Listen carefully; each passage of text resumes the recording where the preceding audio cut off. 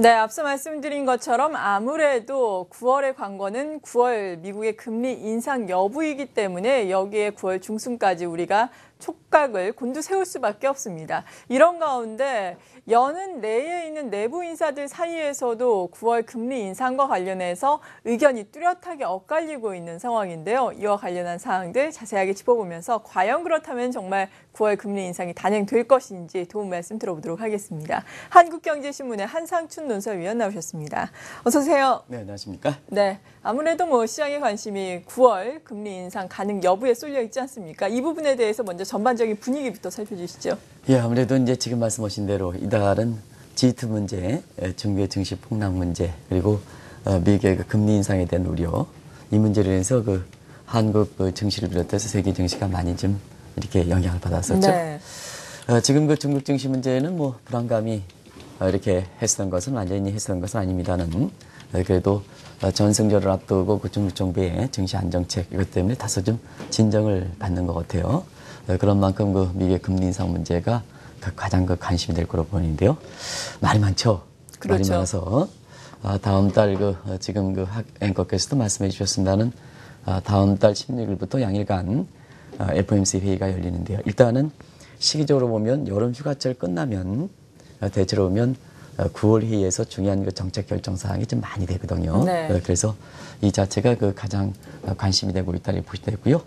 또 한 가지는 작년에 양적 완화 정책이 10월이 됐습니다는 시기적으로 보면 이제는 금리 인상 문제 정상화 단계에 접어들 수 있는 이런 단계이기 때문에 정책적으로 전환적일 때 이번 9월 회의도 관심이 된다고 보겠습니다. 참고적으로 보면 FOMC 멤버들은 의결권을 갖고 있는 사람과 의결권을 갖지 않는 사람들로 구성되어 있죠. 네. 그래서 의결권을 갖고 있는 사람이 10사람이고 그다음에 의결권을 갖지 않은 사람이 7사람에서 총 17명으로 구성되어 있다는 것은 시청자분도 이 내용이 워낙 중요한 내용이기 때문에 잘 아실 거라고 봅니다. 근데 지금 파악하는 거 보면 너무나 말이 많기 때문에 과연 이 의원들도 이렇게 금리 인상에 대해서 일관된 입장을 가지고 있을까 하는 이런 측면에서 한번 전체적으로 보면은 금리 인상에서 제각각 입장을 표명하고 있다고 볼 수 있습니다. 그래서 월가에서는 지난 주말에 새로운 영화가 나왔어요. FOMC Members Infodemic Risk다 해서 네. 금리 인상에 대해서 FOMC 멤버들이 지금 시점에서는 어느 정도 좀 입장을 정리해 줘야 되는데 정작 본인들이 금리 인상에 대해서 입장을 너무 엇갈리다 보니까 시장을 더 불안케 한다 해서 이런 인포데믹 리스크, FOMC 멤버 이런 용어까지 나오고 있다고 볼 수 있습니다. 네, 연준 내에서도 물론 언제나 비둘기파와 매파가 나뉘기 마련이죠. 이 말은 항상 의견이 엇갈리기 마련이다라는 이야기지만 이번에는 특히나 이렇게 인포데믹 리스크다라는 용어가 나올 정도로 의견들이 엇갈린다는 것, 어떤 것을 시사하는 것일까요? 네, 보통 그렇습니다. 말이 많다는 거는 네. 그만큼 그 사항에 대해서 관심이 높고 그다음에 중요한 사항이라는 의미가 되겠죠. 그런 측면에서 보면은 말이 많은데요. 지금 시점에서는 말이 많은 게 어떤 방향이냐 하는 측면에서는 두 가지 방향이다 볼 수 있습니다. 9월에 금리 인상을 단행할 것이냐 아니면 유보할 것이냐 하는 이 측면인데요. 네. 지금 FRB 양대 책무가 2012년 11월부터 전통적인 목표인 물가 안정에 고용 창출 쪽에 이렇게 듀얼 맨데이트로 설정해서 지금까지 통화 정책을 운영했지 그렇죠. 않습니까? 예. 그런 측면에서는 9월 금리 인상에 대해서 이게 주장하는 사항은 성장률과 그다음에 고용 문제 여기에 우선순위를 두는 상태에서 이미 금리 인상 실기론이 나올 정도로 9월에 금리 인상은 좀 빨리 해야 된다 하는 이런 입장을 보이는 반면에 지금 말씀하신 비둘기파 같은 경우에는 역시 FRB가 고용 창출이라는 새로운 목표를 도입했다 하더라도 역시 전통적인 목표는 물가 안정이지 않느냐. 그래서 물가 안정적인 측면에서는 아직까지 좀 부족하다는 측면. 그다음에 지금은 세계가 하나가 된 입장에서 보면 중국 증시 문제 이런 문제가 소위 리버스 스피로버 이펙트 역풍 효과 때문에 지금 미국 경제가 좋다 하더라도 좀 시간이 가면 미국 경제 이렇게 역풍 때문에 경제가 좀 어렵지 않겠느냐 하는 네. 이런 점을 좀 우선순위를 둬서 서로 제각각 얘기한다고 볼 때 있습니다. 네, 그렇다면 각각 어떤 이야기를 하는지 우리가 다시 한번 정리를 해보는 것이 필요할 것 같은데요. 일단 가장 중요한 것이 미 연준의 의장의 생각이겠죠. 하지만 옐런 의장 9월 금리 인상과 관련해서는 뚜렷한 아직까지는 견해를 밝히진 않고 있죠. 네, 입장을 표명하지 않고 있다. 이렇게 보는 것이 정확한 표현이 아닌가 네. 생각합니다. 우리도 이제 지금 그 현재 이주열 총재께서도 아마 이렇게 금통위를 앞두고 굉장히 언행에 대해서 굉장히 신중한 입장을 해서 중재원의 그 이전 총재와는 굉장히 좋은 평가를 받고 있습니다는 특히 그 제닛 옐런 같은 경우는 이러한 중요한 그 사항을 앞두고 굉장히 신중한 그 입장, 행동 거지를 하고 있다 해서 이 자체가 월가에서는 굉장히 높이 평가하는 것 같습니다. 이번 같은 경우도 대부분 다 잭슨홀 미팅 같은 경우에는 대부분 이 FRB의 의장이 보통 참여하거든요. 그렇죠. 예. 뭐 세계 중앙은행 총재라든가 재무 장관이 그 참여하니까 네. 여러 가지 이 의미에서 비단 뭐 미국의 통화 정책이라든가 이런 측면보다도 다른 그 친교라든가 어떤 그 글로벌 협조라든가 이런 측면에서 꼭 참여하는데요. 이런 그 중요한 그 시기를 앞두고 잭슨홀 미팅에 특별한 이유까지 이렇게 특별한 이유가 없는데도 불구하고 참여하지 않는 것은 시장에 쓸데없는 오해를 불러일으키지 않는다 하는 측면에서 굉장히 신중한 처선이다. 이렇게 평가되고 있습니다. 아무래도 금리 인상 문제에 대해서는 일관된 입장을 갖고 있죠. 네. 그래서 올해 그 상반기까지만 하더라도 금리 인상 문제에 대해서 굉장히 신중한 입장을 보이다가 그 후에 여러 가지 그 미 의회에서 나타난 이런 쪽을 보면 일단은 연내에 미국의 그 금리는 올려야 된다 하는 입장을 보이고 있습니다. 그래서 이런 그 기조에서 사실상 대체로 그 월가라든가 미국 학계에서는 10월은 좀 어렵지 않느냐 해서 네. 9월과 그 12월 이게 이제 나오고 있는데요. 이것은 이제 월가의 그 추정이다 이렇게 보여졌습니다. 그런 각도에서 9월이나 12월 정도 이렇게 단행하지 않겠냐 이렇게 보고 있습니다는 역시 경제 지표가 가장 중요한 그 결정 사항이 되지 않겠나 생각하는데요. 일단은 그렇습니다. 시청자 여러분, 금리 인상의 첫 단계는 금리를 정상화, 비정상에서 정상화 시킨다는 의미에서 그 자체가 뭐 증시의 거품이라든가 이런 거 해소는 또 경기적 측면에서 과열이든가 이런 거 해소는 측면보다도 FRB의 어떤 양적 정책 종료와 함께 금리를 올린다는 것은 이제 출구 전략을 간다. 이 시기가 너무 늦으면 안 되거든요. 비상대책은 너무 늦으면 안 되거든요. 네. 그런 의미에서 일단은 금리 인상은 경기라든가 자산시장 거품 여부와 관계없이 한 단계 좀 빨리 올라가려는 것이 제닛 옐런의 목적이지 않냐 생각합니다. 그걸 시그널을 주는 게요. 그런 측면에서는 이번에 중국 증시의 그 폭락 문제가 있긴 하지만 사실 9월 그 금리 인상이 이미 단행한 것이나 마찬가지다 하는 측면도 많이 그 평가를 받고 있습니다. 왜냐하면 시장의 잘 심리적인 문제, 과도기 측면에서 얘기를 해가지고 미국의 그 증시가 좀 많이 떨어졌지 않습니까? 그런 그렇죠. 자체가 금리 인상을 단행하는 목적과 거의 유사하다 이렇게 보시면 되겠거든요. 그런 측면에서는 상당히 시장과의 소통이라든가 시장의 심리를 잘 이용해서 됐지 않았느냐 해서 9월 그 금리를 지금 인상하더라도 시장에 미치는 영향이라든가 부정적 측면은 그렇게 많지 않기 때문에 이 금리 인상, 9월 금리 인상에 대해서도 12월보다 9월 쪽에 이미 조정이 됐기 때문에 여기에 그 무게를 두는 시각이 상당히 좀 높아지고 있다 이렇게 보겠습니다. 네. 그리고 말씀해 주신 것처럼 잭슨홀 미팅에 옐런 의장이 참여를 안 한 대신에 스탠리 피셔 부의장이 참석을 했는데 여기에서 또 물가 상승률 2% 도달할 때까지 긴축을 미뤄서는 안 된다라는 발언으로 지금 시장이 많이 시끄럽지 않습니까? 이 부의장의 심중은 어떤 걸까요? 네. 원래는 그 지금 예. 물가에 대해서는 굉장히 좀 신중한 입장을 보였고 오히려 그렇죠. 물가가 떨어지는 것이 9월 금리 인상에 대해서는 부정적 입장을 보였던 것이 스탠리 피셔거든요. 그러나 그 CNBC 이렇게 인터뷰라든가 잭슨홀 미팅에서 이렇게 나온 걸 이렇게 보면 스탠리 피셔도 제닛 옐런 의장과 거의 입장을 동조하는 쪽으로 최근에 바뀌고 있다 이렇게 보여졌습니다. 네. 아시겠습니다. 이 스탠리 피셔가 이렇게 입이 가벼운 사람은 아니거든요. 이 국제금리 시장에서 보면 스탠리 피셔는 제닛 옐런이라든가 많은 사람의 스승 역할을 했고 1997년 외환위기 당시에도 굉장히 스탠리 피셔가 한계 외환위기 과정에서 굉장히 입이 무거운 사람으로, 무서운 사람으로 알려져 있는 사람이거든요. 근데 이제 최근에 있어서는 이렇게 말이 많은 이런 것은 역시 그 제닛 옐런의 입장을 대변하는 역할로 지금 그 부의장 역할을 충실하는 과정에서 이렇게 말이 많은 게 아닌가 이렇게 보고 있는데요. 관건은 그렇습니다.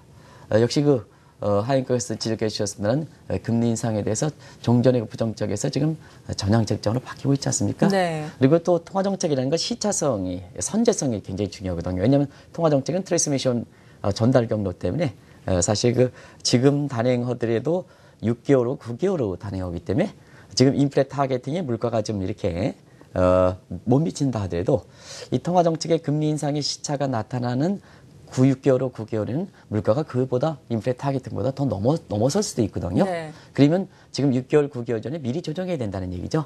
그런 각도에서 스탠리 피셔가 종전과 달리 물가 안정 문제에 대해서 굉장히 좀 전향적 입장을 취하고 있다는 것이 9월 그 금리 인상 가능성을 종전에는 상당히 부정적이어서 이번에 그 열어놓지 않냐 하는 시각에서 아마 지난 우리 시간으로 토요일 새벽에 뉴욕 증시가 사실 끝났는데요. 이 스탠리 피셔의 그 어떤 9월 금리 인상에 대한 전략적 입장 이것이 가장 큰 영향을 미친 것이 아닌가. 특히 뉴욕 증시보다도 채권 시장이 많이 올라갔거든요. 그렇죠. 지난 토요일에 끝났던 시장은 증시보다는 채권 시장을 읽어야 되거든요. 채권 시장이 굉장히 시장 금리가 올라갔다는 것은 그만큼 스탠리 피셔의 9월 금리 인상 가능성 열어놓은 거에 대한 어떤 이 입장이 많이 반영됐다고 볼 수 있습니다. 네, 금리 인상에 대해서 연준 의장과 부의장의 의견을 들어봤고요. 이 밖에도 의결권을 가진 위원들의 이야기를 좀 들어보겠습니다. 매파와 비둘기파가 나뉘기 마련인데 일단 매파의 의견을 들어보도록 하죠. 경제 지표는 똑같이 발표가 되는데 이들의 해석이 엇갈리는 거죠. 매파는 어떻게 해석을 하고 있나요? 매파의 사람들이 어떤 사람들일까 하는 것은 네. 많이 알려져 있기 때문에 사실 시청자분과 같이 자막을 갖고 공부하겠습니다. 이 문제가 워낙 국내에서도 많은 전문가라는 사람들이 이제 얘기를 많이 하기 때문에 저는 FOMC 멤버들의 어떤 입장을 우리가 정확하게 전달해 드리는 것이 오히려 바람직한 견해가 아닌가 생각하는데요. 일단 자막을 보겠습니다. 네. 자막에서 매파의 견해들 자막을 보겠는데요. 자, 매파의 견해는 2분기 성장률 3.7% 지난주에 발표했죠. 그렇죠. 이 발표를 위해서 굉장히 고무적이다. 내가 말했지 않았느냐. 네. 왜 금리를 이렇게 인상하지 않느냐. 그래서 시기적으로 보면 월스트리트저널도 또 지난주에 금리 인상 실기론을 또 거론된 상태이기 때문에 네. 굉장히 일어나 저러나 굉장히 분위기는 굉장히 고무적이다 이렇게 됐습니다. 2분기 성장률과 함께. 그래서 그 사람들이 지금 굉장히 월가에서 굉장히 말을 좀 많이 하고 있는데 어떤 사람이냐 하면 존 윌리엄스. 여기서 SF는 좀 샌프란시스코 이렇게 해서 제가 네. 좀 글자 크게 많기 때문에 약자를 씁니다. 그래서 SF는 공상 영화의 SF가 아니고 샌프란시스코의 총재다리에 붙었습니다. 이분은 아주 강경론자입니다. 이미 많이 알려졌습니다는. 네. 그래서 연내에 2차례 정도 인상해야 된다 해서 최소한 기준금리가 0.5% 이상은 올라가야 된다는 입장이 굉장히 이 입장이 이분이다 이렇게 붙었습니다. 그리고 데이비드 로카드라는 분이 최근에 10월 금리 인상에 대해서 굉장히 좀 부각돼 있었지 않습니까? 지난주에. 그런 과정에서 그것을 처음으로 이렇게 FOMC 멤버 중에서 의결권을 갖고 있는 사람 입장에서 얘기한 사람이다 이렇게 됐습니다. 그래서 데이비드 로카드 애틀랜타 총재 같은 경우는 9월이나 한 10월 정도는 좀 올려야 되지 않느냐. 특히 양적 정책 종료가 이렇게 종료된 지 1년이 넘어서 그 이상 기간 동안 금리를 올리지 않는 것은 통화정책의 어떤 유동성과 금리를 가질 순차적인 문제에서 굉장히 문제가 있다 하는 이런 측면에서 9월이라든가 10월 금리 인상을 주장하고 있다 이렇게 볼 때 있고요. 그 다음에 레프리 레코. 여기는 리치먼드. 이분이 굉장히 강경론자입니다. 원래는. 굉장히 강경론자인데요. 이상하게도 입장을 표명 안 하고 있었어요. 그러나 이번 주에 9월달 금리 인상은 반드시 단행해야 된다 하는. 그래서 연기금은 안 한다 하는 입장을 표명을 그렇게 보이고 있습니다. 어떻게 보면 가장 강경론자가 말을 아끼다가 회의를 앞두고 직전에 이렇게 얘기하는 것은 그만큼 시장에 미치는 영향이 크다 이렇게 볼 때 있는데요. 네. 그런 시기를 좀 선택하는 것 같습니다. 그래서 레프리에코 리치먼드 같은 경우는 리치먼드 총재 같은 경우는 이번 주에 사실 9월 금리 인상에 대해서 아주 단정적으로 입장을 표명하는 거의 내용이 어떻게 될까 하는 것이 지금 월가에서도 이번 주에 증시를 열면서 관심이 되고 있다고 볼 수 있습니다. 네, 지난주 같은 경우에는 또 윌리엄 더들리 뉴욕 연 총재의 발언이 화제가 되지 않았습니까? 네, 그렇습니다. 이를 비롯한 비둘기파의 의견은 어떻습니까? 비둘기파의 견해도 똑같이 CG를 갖고 이제 이렇게 자막을 갖고 공부를 해보겠는데요. 네. 일단은 소수 견해가 됐습니다. 특히 2분기 성장률 3.7% 발표가 나온 이후서부터 비둘기파 견해가 올해 상반기까지만 하되 5파 견해 있었는데요. 네. 최근에 보면 입지가 많이 좀 약화되고 있다 이렇게 보이겠습니다. 그런 과정에서 비둘기파 중에서 가장 소신을 갖고 있는 사람이 누굴까 하면 아마 이 시청자분도 이 FOMC 멤버들 이렇게 나올 때 비둘기파 하면 비둘기파 중에서 비둘기 중에서 가장 약한 비둘기가 누구냐 하는 거에서는 찰스 에반스를 많이 불러요. 이 시카고 이게 총재인데요. 네. 원래 시카고 총재는 전통적으로 시카고가 좀 미국의 주에서는 굉장히 격한 주거든요. 그리고 통화정책에 있어서 굉장히 격하게 얘기했던 이런 게 1913년 FRB가 만든 이후로 FOMC 멤버 중에서 시카고 총재가 굉장히 강하게 얘기했습니다. 또 많은 그 통화정책의 입장을 반영했는데요. 근데 이번 같은 경우는 찰스 에반스 같은 경우는 이 내년에 그까지 연기된다는 신념을 아직까지 유지하고 있는 상태다라고 보게 됐습니다. 그리고 지금 말씀도 계셨던 윌리엄 더블리 이분이 왜 이렇게 되냐면 FMC의 부의장이면서 사실 챔버의 부의장이면서 지금 제닛 앨런의 가장 입장을 대변해주는 사람이 오히려 스탠리 피셔보다도 이분이 아니냐. 네. 그래서 뉴욕은행의 그 총재입니다. 그렇기 때문에 이분의 그 얘기가 다른 그 멤버들의 의원보다도 굉장히 영향력이 좀 높은데요. 이분이 그 중국 문제를 들어서 그동안 9월 금리 인상을 주장하다 이보 입장에 대해서 지금 인터넷에서 화제를 일궈렸던 인물이죠. 그래서 중국 중심 문제, 미국의 그 자체 문제에 있어서는 그래도 9월달 금리 인상이 단행할 여건이 됐습니다는 중국 문제가 느닷없이 이렇게 나오고 지금처럼 세계가 하나인 입장에서는 굉장히 9월달 그 금리를 올라가기에는 굉장히 좀 힘든 여건이지 않느냐 하는 입장을 보이고 있고요. 그다음 페드 이사 3명이 있죠. 의결권을 갖고 있는 사람. 네. 그래서 이분들은 사실 그 위에 있는 앨런과 피셔의 그 견해가 거의 동일하거든요. 지금 동일한 입장으로 갔거든요. 그런 상태에서는 페드 의원들도 지금 제각각 목소리를 내지 않는 분위기다. 결국 회의 직전에 고용지표라든가 이런 게 지표가 발표되는데 그 지표 보고 결정하겠다는 입장입니다. 이것은 굉장히 아주 신중한 자세가 아닌가 생각합니다. 의장과 부의장이 달리 페드의 그 내에 속해 있는 이사 3명이 제각각 목소리를 한다면 사실 페드 내에서 미국의 그 금리 인상 문제에 대해서 의견이 통일하지 않는다는 입장이거든요. 아마 우리 입장에서도 이것은 상당히 좀 우리가 좀 배워야 될 점 아닌가 이렇게 생각됩니다. 네, 의결권을 가지고 있는 인사들의 의견에 대해서 쭉 알아봤는데 의결권을 가지고 있지 않은 인사들은 그렇다면 어떤 의견을 가지고 있는지 이들의 의견이 어떤 영향을 미치는지도 궁금한데요. 네. 보통 그 의결권을 갖고 있는 10명이 지금 통화정책의 중요한 사항을 결정합니다는 네. 5대5 될 때는 미국은 뭐냐면 배심원 판결이라고 있습니다. 그렇죠. 그래서 미국 같은 경우는 이제 선거 이런 그 사법제에 대해서도 배심원 판결이 굉장히 중요한 영향을 미치지 않습니까? 그런 측면에서 보면 의견권을 갖지 않는 7분의 역할이 뭘까 하는 측면이 많이 되는데요. 많은 사람들은 의결권을 갖고 있는 사람들이 결정되면 가장 좋습니다는 의결권을 갖지 않는 사람들이 사실상 서로가 입장이 엇갈릴 때에는 일종의 그 캐스팅 보튼권을 쥐고 있다. 네. 배심원의 역할을 하고 있다. 이렇게 보겠습니다. 근데 이분들의 그 의결권을 갖고 있지 않은 사람들은 비정 의결권을 갖고 있는 사람에 비해서 책임이랄까요? 이런 측면에서 좀 자유롭기 때문에 약간 덜하겠죠. 그래서 9월 그 금리 인상에 대해서는 오히려 의견을 갖고 있는 사람들보다 더 자유로운 것 같아요. 그래서 여기 이제 나오고 있습니다는 9월 그 금리 인상에 대해서 주장하는 사람, 또 아무런 입장을 표명하지 않는 사람, 그리고 저도 놀랐습니다. 지금 입장에서는 작년 그 10월 달에 추진했던 그 양적완화 정책 종료를 좀 풀어야 된다 하는 네. 이런 입장의 그 제각각 입장을 보이고 있는데요.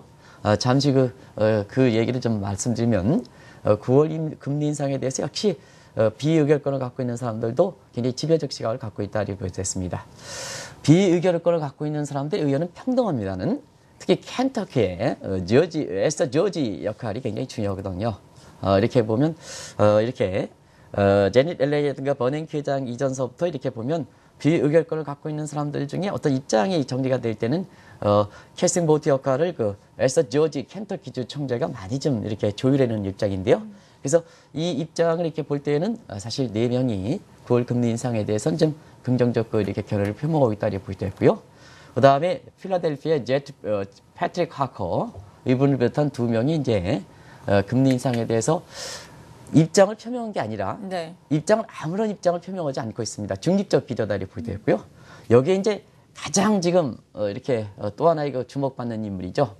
제가 보기에는 이제 월가에서 하도 그동안 이게 주목을 받지 않아서 주목을 받기 위해서 이런 얘기를 했는지 모르겠습니다는 어쨌거나 제 추정입니다. 미니애폴리스의 나레아나 코타 이름도 좀 이상한데요. 이분이 이제 지금의 중국 중시 문제라든가 특히 미국의 그 물가 문제 같은 경우에는 아직까지는 좀 9월달 금리 인상이라든가 연내 금리 인상을 단행하기는 좀 어렵지 않느냐. 더더구나 지금 상태에서는 그 금리 인상 문제를 거론될 경우에는 사실 1930년대 에클스가 너무 조기의 금리 인상에 따라서 미국 경제가 아주 안 좋은 이런 그 상황이 처했을 때 그의 실수를 좀 다시 이렇게 내지 않느냐 해서 앨런의 실수 문제가 지금 다시 그 월가에서 나오고 있는데요. 그런 입장에서 가장 전향적 입장을 보고 있는 사람입니다. 그래서 혹시 FRB는 경기라든가 금융시장 안정을 위한다면 어느 쪽에서 원인을 제공하든 간에 지금처럼 불안할 때는 양적으로 정책을 재추진해야 되지 않느냐 하는 입장인데요. 이분이 왜 이런 얘기를 하냐면 결국 미국의 펀더멘탈 측면에서 지금 아무것도 개선된 게 없다는 얘기입니다. 네. 그래서 레이 서머스가 최근에 보면 미국의 통화정책에서 가장 반대하지만 중개 증시 문제라든가 폭락 문제에서 장기 침체론을 주장하는 시각은 이게 통화정책이 잘 돼서 그런 게 아니고 지금 시점에서 풀다가 안 풀고 그 다음에 금리를 낮췄다가 올려버리면 굉장히 문제다. 그런 측면에서 레이 서머스가 버냉키라든가 제니 옐런의 통화정책에 가장 반대하는 사람입니다는 지금 입장에선 펀더멘탈이 너무 안 좋기 때문에 지금 상황에서 금리를 덜컥 올리면 미국 경제가 아주 폭삭한다 하는 측면에서 오히려 그 금리를 올리면 안 된다 하는 이런 상반대 입장을 주장하는 시각과 거의 비슷한 시각이다. 그래서 FOMC 멤버 중에 비의결권을 갖고 있지만 FOMC의 장기 침체론에 레이 서머스가 주장하는 장기 침체론, 소위 세큘러 스태그레이션의 가장 입장을 같이 하기 때문에 이와 같은 견해를 표명하는 거다 이렇게 볼 때 있습니다. 네, 이렇게 몇 주 만에 9월 금리 인상 가능성에 베팅하는 시각이 많이 낮아진 것은 사실이지만 미 연준 내에서도 의견이 엇갈리고 있다라는 소식을 전해드리면서 신중론도 자리 잡고 있다라는 말씀을 들어봤는데 뭐 연준뿐만 아니라 학계를 비롯해서 지금 각계에서도 계속해서 의견이 엇갈리고 있는 상황이죠. 물론 뚜껑을 열어봐야 알겠지만 그 전까지는 우리가 어떤 점을 바라봐야 될까요? 오늘 그 주제를 그 양 PD께서 이걸 특별히 요청한 이유가 뭘까 하는 측면에서는 네. 사실 너무 많은 사람들이 이 문제에 대해서 지각하게 얘기하고 그런 얘기하거든요. 예. 그래서 본인들이 결정권을 갖고 있는 사람들이 본인들의 정작 어떨까 하는 입장입니다.